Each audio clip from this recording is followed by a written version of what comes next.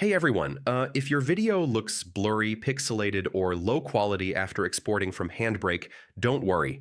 In this video, I'll walk you through step-by-step ways to fix HandBrake output quality problems so your videos look sharp and professional again. First, go to the Video tab and increase your quality settings. Using higher quality values helps reduce compression and improves clarity in the final output. Next, choose a proper preset. Avoid very fast or low quality presets if you want the best visual results. Higher quality presets usually give much better output. Make sure your output resolution matches your source video. Reducing resolution too much can make the video look blurry or pixelated. Try increasing the bitrate.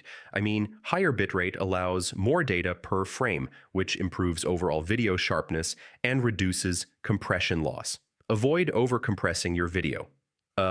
Excessive compression is one of the main reasons for poor video quality after export. Use constant quality mode instead of aggressive compression settings.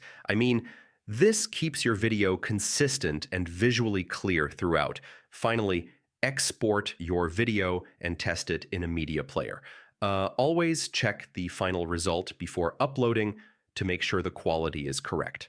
So, yeah, those are the best ways to fix HandBrake output quality problems.